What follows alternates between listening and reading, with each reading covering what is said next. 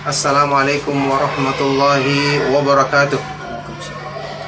Innal hamdalillah nahmaduhu wa nasta'inuhu wa nastaghfiruh wa na'udzu billahi min shururi anfusina wa min sayyiati a'malina. May yahdihillahu fala mudilla lahu wa may yudlil fala hadiyalah. Wa asyhadu an la ilaha illallah wahdahu la syarika lah wa asyhadu anna Muhammadan 'abduhu wa rasuluh. Sallallahu alaihi wa ala alihi wa ashabihi wa man tabi'ahum bi ihsanin ila yaumiddin, amma ba'du. Alhamdulillah, ikhwatal iman, ma'asyiral muslimin, ma'asyiral ikhwa wal akhwat fid din, para pemerhati Roja TV dan Radio Roja dimanapun Anda berada. Kita bersyukur kepada Allah subhanahu wa ta'ala atas semua limpahan nikmat dan karunia-Nya. Alhamdulillah, pada pagi hari ini kita dipertemukan kembali dalam kebaikan besar yang merupakan bentuk rahmat dan taufik dari Allah subhanahu wa ta'ala kepada kita semua. Kita dipertemukan dalam sebab besar untuk menambah keimanan kita, memperbaiki penghambaan diri kita kepada Allah subhanahu wa ta'ala, yaitu dipertemukan dalam majelis ilmu yang mulia. Dalam lanjutan pembahasan kita setiap hari Kamis pagi rutin mengkaji kitab yang sangat bermanfaat tentang iman, At-Tawdih wal Bayan li Syajaratil Iman, penjelasan tentang pohon iman, sebab-sebab yang menumbuhkannya, sebab-sebab yang menguatkan pertumbuhannya, tulisan Al-Imamul Allamah Asy-Syaikh Abdurrahman bin Nasir As-Sa'di rahimahullahu ta'ala. Alhamdulillah, saat ini kita akan melanjutkan kembali pembahasan tentang sebab-sebab yang menumbuhkan iman, sebab-sebab yang menyempurnakan pertumbuhan pohon iman di hati kita. Telah kita selesaikan di pertemuan terakhir yang lalu, ya, sebab ke-11 telah kita baca beberapa di antaranya. Sebab yang ke-11 yaitu sebab penguat tumbuhnya pohon iman di hati, tautinun nafsi ala muqawwimati ma yunafil iman, menguatkan diri kita, meneguhkan hati kita untuk menghadapi dan melawan segala sesuatu yang merusak apalagi menghancurkan iman. Perbuatan maksiat, perbuatan fasik, apalagi perbuatan kufur, perbuatan nifaq, kemunafikan, ini harus dilawan. Telah kita baca di pertemuan yang lalu beberapa hal yang berhubungan dengan ini. Sekarang kita akan lanjutkan kembali keterangan yang akan disampaikan oleh Syekh dalam pembahasan ini. Beliau rahimahullah ta'ala berkata selanjutnya, ya, fal abdul mu'minu la yazalu yas'a fi amrayni. Seorang hamba yang beriman, yang menginginkan kebaikan dirinya, yang selalu mengusahakan perbaikan imannya, maka senantiasa dia selalu mengusahakan dua hal. Siapa yang ingin memperbaiki imannya harus dia mengusahakan dua hal. Apa dua hal tersebut? Ahadihima, yang pertama, tahqiqu usulil imani wa furu'ihi wa tahaqququ bihima ilman wa amalan wa halan. Pertama, berusaha untuk merealisasikan dasar-dasar iman maupun cabang-cabangnya. Belajar memahami apa itu dasar-dasar iman, landasan-landasan iman, pokok-pokok iman maupun cabang-cabangnya, hal-hal yang menyempurnakannya. Wa tahaqquq, dan juga mempraktekannya. Berusaha mewujudkan secara nyata dalam kehidupan, baik dalam ilmu, amal, dan keadaan. Ini perkara yang pertama, ya, memahami dan mengamalkan dengan benar dasar-dasar iman, pokok-pokok iman, sekaligus hal-hal yang menyempurnakan iman, cabang-cabangnya. Sudah kita bahas, iman itu ada akarnya, ada batang utamanya, ada cabang-cabangnya, ada ranting-rantingnya, ada buah-buahnya.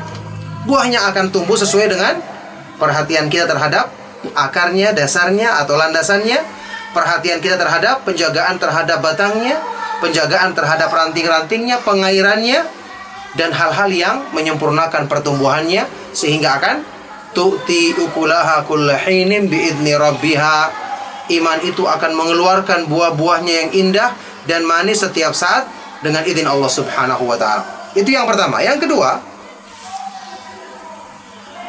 as-sa'yu fi daf'i ma yunafiha wa yanquduha aw yanqusuha. Berusaha untuk melawan hal-hal yang menafikan iman, meniadakan iman, bertentangan dengan iman ataupun mengurangi kesempurnaan.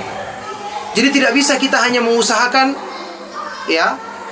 perbaikan, usaha pertumbuhan, bagus pertumbuhannya, dijaga pertumbuhannya dengan baik, diairi, tapi hal-hal yang bertentangan dengan iman, hal-hal yang bisa merusaknya, hal-hal yang bisa mengurangi baiknya pertumbuhannya, tidak kita usahakan. Pohon iman seperti pohon yang kita tanam. Pohon ada rumput-rumput yang mengganggunya, ada benalu, ada parasit yang ikut numpang di pohon tersebut, mengganggu dan merusak pertumbuhannya. Ini perlu disingkirkan. Apalagi jika pengganggu tersebut pengganggu yang merusak asal iman, kekufuran, kemunafikan. Sudah kita bahas juga di pertemuan yang lalu. Makanya ini harus dilakukan secara bersamaan. Menguatkan pemahaman dan pengamalan tentang landasan dan cabang iman, sekaligus berusaha untuk melawan segala sesuatu yang merusak, bertentangan atau mengurangi sempurnanya pertumbuhan pohon iman di hati kita. Minal fitanil zahirati wal batinati wa yudawi ma qasura fihi minal awwal wa ma tajarra alaihi minal thani bitaubatin nasuhi wa tadarukil amri qabla fawatih. Hal-hal yang merusak atau mengurangi iman seperti fitnah-fitnah yang lahir maupun batin, fitnah syubhat maupun syahwat, tarikan hawa nafsu untuk melakukan hal-hal yang melanggar perintah Allah. Ini akan menjadikan berkurang pertumbuhan pohon iman. Bahkan sebagian dari perbuatan maksiat besar itu merusak akar dari asalnya sama sekali, seperti perbuatan kufur, perbuatan syirik, perbuatan yang bisa merusak akidah seorang muslim. Wa yudawi, dan seorang hamba ini berusaha untuk mengobati hal-hal yang kurang dilakukannya dalam perkara yang pertama. Kalau ada yang belum kita pahami dengan baik, segera cari jawabannya. Ini berhubungan dengan keyakinan hati, perbaikan iman kita. Ada masalah tauhid yang belum kita benahi, ada masalah keimanan yang belum kita pahami dengan baik dalam ilmu dan amal, segera cari jawabannya. Bagaimana mau tumbuh dengan baik? Permasalahan yang berhubungan dengan pemahamannya saja masih kita belum sempurnakan.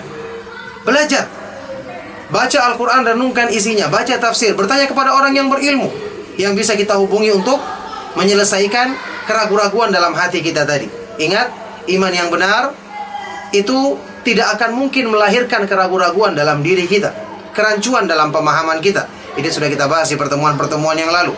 Allah Subhanahu wa ta'ala berfirman dalam Al-Quran, innamal mu'minuna alladzina amanu billahi wa rasulihi thumma lam yartabu. Hanyalah orang-orang yang beriman itu adalah orang-orang yang beriman kepada Allah dan Rasulnya, kemudian mereka tidak ragu, tidak ada kebimbangan dalam dirinya, tidak ada perasaan yang belum jelas, yang belum diyakini dengan kuat dalam hatinya. Ini orang yang beriman dengan benar. Jadi dia mengobati hal-hal yang kurang dipahami dan diamalkan dari perkara yang pertama, yakni pemahaman terhadap dasar dan cabang-cabang iman.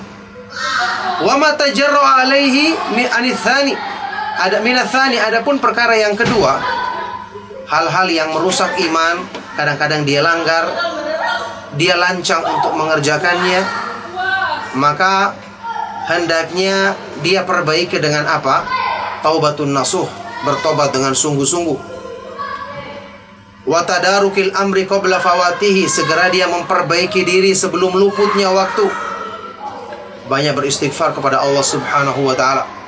Rasulullah sallallahu alaihi wasallam sejak bersabda, "Inni la astaghfirullah wa atubu ilaihi fi kulli yaumin mi'ata marrah."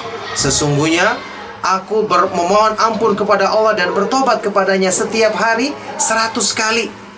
Orang yang dijamin pengampunan dosanya oleh Allah Subhanahu wa taala yaitu Rasulullah SAW. Memohon ampun kepada Allah dalam setiap hari 100 kali. Bagaimana imannya tidak terjaga?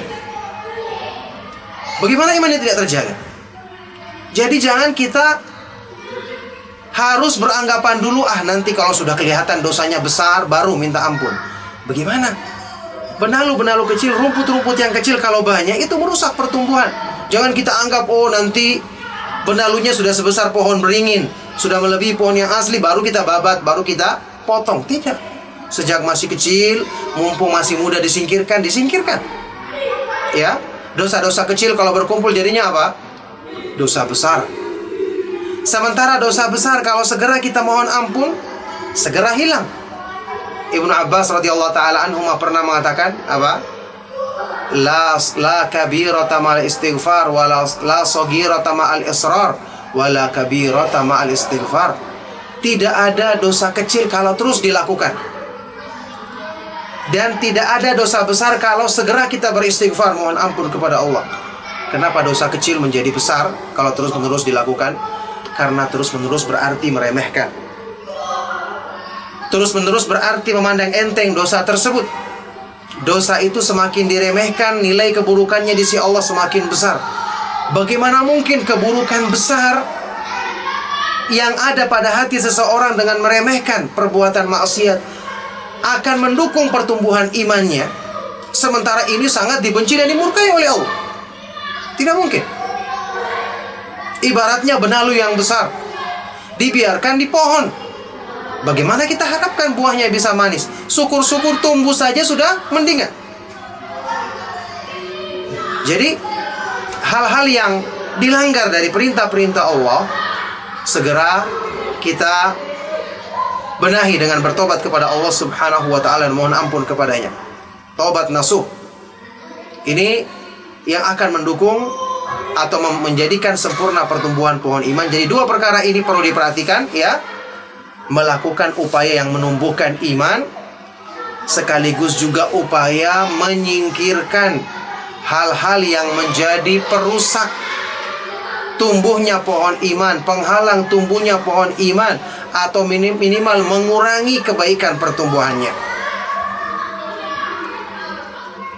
Maka ketika dua perkara ini ada yang kurang, segera dibenahi. Kurang pemahaman, segera belajar. Obati dengan bertanya. Hal-hal yang kurang segera kita amalkan. Jangan sampai kurang kedua kali, ketiga kali. Kemudian dalam perkara yang kedua ada yang kita langgar, bertobat mohon ampun kepada Allah. Apalagi kurangnya. Allah Subhanahu wa taala berfirman, Rasulullah SAW dalam hadis yang hasan, riwayat Ibnu Majah dan yang lainnya pernah bersabda, "At-taibu minadz-dzanbi kaman la dzanba lahu." Orang yang telah bertobat dari perbuatan dosanya adalah seperti orang yang tidak pernah berbuat dosa sama sekali. Maka subhanallah, disinilah pentingnya kita perhatikan dua perkara ini, karena ini merupakan kesimpulan dari keseluruhan sebab yang akan menumbuhkan iman. yakni kalau kita perhatian cuma satu hal saja, menumbuhkan saja, mengurusi agar baik pertumbuhannya saja, tapi tidak memperhatikan hal-hal yang berhubungan dengan perusaknya untuk kita singkirkan, maka usaha kita akan bisa dikatakan hampir sia-sia. Tumbuh sedikit, terganggu lagi, berhenti lagi pertumbuhannya. Sudah diharapkan baik-baik, terganggu lagi, tidak muncul buah-buahnya. Akhirnya kita rugi. Tapi kalau kita lakukan dua-duanya sekaligus, tidak perlu kita tunggu sampai besar, dari kecil kita singkirkan, maka pertumbuhannya itu bukan cuma lambat, tapi pasti tidak cepat dan pasti dengan izin Allah Subhanahu wa ta'ala. Karena ingat, rahmat Allah Subhanahu wa ta'ala lebih besar dari apa yang dikerjakan oleh manusia. Kesungguhan yang dilakukan oleh manusia akan menjadi sebab sempurnanya taufik dari Allah Subhanahu wa ta'ala. Walladzina jahadu fina lanahdiyannahum subulana wa innallaha lama'al muhsinin. Dan orang-orang yang bersungguh-sungguh di jalan kami, merekalah yang kami berikan hidayah untuk bisa menempuh jalan-jalan Allah, dan sungguh Allah akan menyertai orang-orang yang selalu berbuat kebaikan. Selanjutnya di sini Syekh As-Sa'di rahimahullah taala membawakan firman Allah Subhanahu wa taala. Allah Subhanahu wa taala berfirman, "Innal ladzina taqaw." Qala Allah taala, Allah Subhanahu wa taala berfirman, "Innal ladzina taqaw idza massahum ta'ifum minasyaitani tadzakkaru fa idza hum mubsirun." Coba lihat. Orang-orang yang bertakwa dipuji bukan tanpa salah, tapi karena mereka benar ketika menghadapi kesalahan. Bagaimana? Sesungguhnya orang-orang yang bertakwa, kalau mereka terkena godaan dari syaitan, terjerumus mengikuti bisikan atau tipu daya syaitan, manusia biasa tidak luput dari kesalahan. Ketika mereka tersentuh godaan syaitan, apa yang terjadi? Tadzakkaru, mereka segera ingat kepada Allah. Mereka segera bertobat. Fa idza hum mubsirun, maka serta merta mereka melihat kesalahan dan kekurangan diri mereka. Subhanallah, taufik dari Allah. Orang yang berbuat salah konsekuensi sebagai manusia, tetapi tidak dibenarkan berbuat salah terus-menerus dalam melakukannya, tidak merubah diri. Itulah orang-orang yang bertakwa yang disebutkan dalam Al-Qur'an, walam yusirru ala ma fa'alu wa hum ya'lamun. Mereka tidak terus-menerus bersikeras melakukan kesalahannya, dosanya, dalam keadaan mereka mengetahui. Jadi, fa idzahum mubsirun, maka serta-merta mereka melihat. Apa arti melihat di sini? Ay mubsirun al-khalal alladhi waqa'u fihi wan naqs alladhi asabahum min ta'ifis syaitan. Mereka akan segera melihat, menyadari kekurangan atau kesalahan yang mereka terjerumus padanya, dan mereka melihat kekurangan yang ada pada diri mereka setelah ditimpa godaan atau tipu daya syaitan. Alladzi huwa a'dal a'da'i lil insan, yang syaitan itu merupakan musuh terbesar bagi manusia, musuh yang paling kejam bagi manusia. Fa idza absaru tadaraku hadzal khalala bisaddihi wa hadzal fatki biradkihi fa'adu ila halihimul kamilati wa ada aduhum hasiran dalilan wa ikhwanus syayatin yamuddunahum fil ghayyi thumma la yuqsirun. Maka kalau mereka telah melihat, menyadari kesalahan-kesalahan tersebut, mereka segera memperbaiki kesalahan tadi dengan menutupinya. Mereka segera memperbaiki lubang atau celah yang cacat tadi dengan menambalnya, sehingga mereka kembali kepada keadaan sebelum itu, keadaan mereka yang sempurna. Sedangkan musuh-musuh mereka yaitu syaitan kembali dalam keadaan hina dan rendah, tidak berhasil menggoda hamba tersebut. Dan memang syaitan itu disebutkan dalam Al-Quran, wa ikhwanuhum yamuddunahum fil ghayyi thumma la yuqsirun. Ikhwanuhum, saudara-saudara mereka, ya syaitan dari kalangan jin dan manusia, yamuddunahum fil ghayyi, selalu berusaha menggoda, ya menjerumuskan manusia dalam kesesatan, dan mereka tidak kurang, tidak lemah dalam melakukan upaya penyesatan manusia ini. Coba lihat. Jadi ketika kita berusaha menumbuhkan pohon iman di hati, kita berhadapan dengan tipu daya syaitan yang tidak pernah merasa lemah dengan godaannya. Makanya kita juga harus menguatkan diri dengan tekad yang kuat dan selalu mohon pertolongan kepada Allah. Tidak boleh merasa lemah. Kita pun juga harus mempelajari strategi menghadapinya, seperti yang disebutkan di sini. Dua hal yang kita pegang erat-erat: tumbuhkan keimanan dengan mempelajari dan mempraktekannya dalam ilmu dan amal. Yang kedua, hilangkan sebab-sebab yang merusaknya atau penghalang-penghalangnya, sebab-sebab yang mengurangi atau menghambat pertumbuhannya. Asyayatinu la tuqsiru an ighwaihim wa iqa'ihim fi asyrakil halaki wal mustajibuna lahum la yuqsiruna an ta'ati a'daihim walistijabati lida'watihim hatta yaqa'u fil halaki wa yahiqqu alaihimul khasar. Maka para syaitan dari kalangan jin dan manusia, mereka tidak pernah lemah, tidak pernah malas, selalu bersemangat untuk menyesatkan manusia, menjerumuskan mereka dalam berbagai macam kebinasaan. Demikian pula yang mengikuti ajakan mereka tidak kurang dalam mentaati musuh-musuh manusia, yaitu syaitan, memenuhi seruan mereka sehingga mereka terjerumus ke dalam kebinasaan, dan pantaslah mereka untuk mendapatkan al-khasar, mendapatkan kerugian di dunia dan di akhirat. Subhanallah, ini bukan perkara remeh. Ya, ketika kebanyakan manusia terjerumus dalam tipu daya syaitan, ditambah lagi dengan kurangnya semangat mereka dalam upaya memperbaiki diri, maka dari mana sebab pertolongan Allah Subhanahu wa ta'ala akan datang kepada mereka? Allah akan menolong, tapi yang ditolong tentu orang-orang yang punya syarat, memenuhi syarat, imannya cukup untuk ditolong oleh Allah. Allah berfirman dalam Al-Quran, wa kana haqqan alaina nasrul mu'minin. Sesungguhnya hak bagi Allah, Allah wajibkan bagi dirinya untuk menolong orang-orang yang beriman. Juga Allah Subhanahu wa ta'ala berfirman, wallahu waliyul mu'minin. Allah adalah wali pelindung orang-orang yang beriman. Siapa? Yang punya iman. Iman terwujud dengan apa tadi? Dengan menumbuhkan atau mengusahakan sebab-sebab yang menumbuhkannya, menghindari sebab-sebab yang bertentangan atau merusak pertumbuhannya. Kalau orang tidak punya dua-duanya, terus dari mana dia akan dapat pertolongan dari Allah?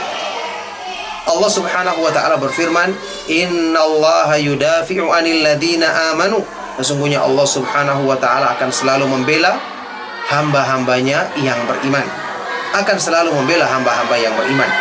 Makanya di sini perlu kita memperhatikan hal ini, bahwa kita berusaha dan berdoa kepada Allah, mengikuti petunjuknya, itu berarti kita memperbanyak dalam diri kita sebab-sebab untuk memudahkan pertolongan dari Allah. Memang Allah tidak mengingkari janji, tidak mungkin dia mengingkari janji. Allah Subhanahu wa ta'ala yang berjanji dalam Al-Quran, innallaha la yukhliful mi'ad. Sesungguhnya Allah Subhanahu wa ta'ala tidak akan mengingkari janjinya. Tapi janji Allah itu ada syaratnya. Ketika tidak turun pertolongan dari Allah, bukan karena Allah ingkar, tapi karena manusia tidak memenuhi syarat. Hamba tersebut tidak mengumpulkan syarat-syarat untuk mendapat pertolongan dari Allah. Bagaimana dia akan dapatkan pertolongan tersebut? Maka cobalah sedikit demi sedikit kita perbanyak doa kita, perbanyak kebaikan-kebaikan kita, mohon ampun dari kesalahan-kesalahan kita. Ini kita akan dekatkan pertolongan dari Allah. Setelah itu Allah menurunkan pertolongan kepada kita. Tidak ada satupun yang bisa mengalahkan dan menjerumuskan kita. Allah Subhanahu wa ta'ala berfirman dalam Al-Quran, iyansurkumullahu fala ghaliba lakum wa iyakhdhulkum faman dzalladzi yansurukum min ba'di wa 'alallahi falyatawakkalul mu'minun. Kalau Allah menolongmu, maka tidak ada satupun yang bisa mengalahkanmu, tidak ada satupun yang bisa menghinakanmu, merendahkanmu. Tapi kalau Allah telah berlepas diri, berpaling darimu, maka siapakah yang bisa menolongmu selain Allah Subhanahu wa ta'ala? Wa 'alallahi falyatawakkalul mu'minun. Maka hendaknya orang-orang yang beriman hanya bertawakal, bersandar dan berserah diri kepada Allah Subhanahu wa ta'ala. Nah, ini jadi dua perkara ini yang kita perhatikan untuk memudahkan sebab-sebab pertolongan dari Allah Subhanahu wa ta'ala dalam upaya untuk memperbaiki pertumbuhan atau menyempurnakan pertumbuhan pohon iman di hati kita. Nah, jadi di sini telah selesai pembahasan mengenai sebab-sebab yang menumbuhkan iman dari pembahasan panjang lebar yang disampaikan oleh Syekh Abdul Rahman As-Sa'di sampai sebab yang terakhir, yaitu sebab yang ke-11, ya. Beliau tutup dengan doa kepada Allah Subhanahu wa ta'ala, Allahumma habbib ilainal imana wa zayyinhu fi qulubina wa karrih ilainal kufra wal fusuqa wal isyan waj'alna minar rasyidin bifadlika wa minnatika innaka antal alimul hakim. Ya Allah, jadikanlah kami cinta kepada keimanan, hiasilah iman itu di dalam hati-hati kami, dan jadikanlah kami benci kepada kekafiran, kefasikan dan perbuatan maksiat, dan kemudian jadikanlah kami termasuk orang-orang yang selalu mendapatkan petunjuk dan bimbinganmu dengan karunia dan dengan anugerahmu ya Allah, sesungguhnya Engkau maha mengetahui lagi maha bijaksana. Barakallahu fikum. Ini merupakan pembahasan yang sangat bermanfaat sekali. Ma'asyiral ikhwah, para ikhwah wal akhwat, para pemerhati dan para pendengar, para pemirsa dan para pendengar Roja TV maupun Radio Roja dimanapun Anda berada. Pembahasan yang telah kita pahami tentu kita perlu ulangi agar kita bisa praktekkan dengan baik dalam diri kita, ya. Yang jelas, hal-hal seperti ini meskipun kecil atau kelihatannya sepele, tapi ini justru yang mempengaruhi pertumbuhan iman kita. Allah Subhanahu wa taala demikian, ya, menyempurnakan kepada hambanya sebab-sebab kebaikan. Apa kurangnya? Allah itu sempurna rahmatnya, kasih sayangnya. Allah mencintai iman, menginginkan hamba-hambanya yang beriman agar mendapat kesempurnaan iman.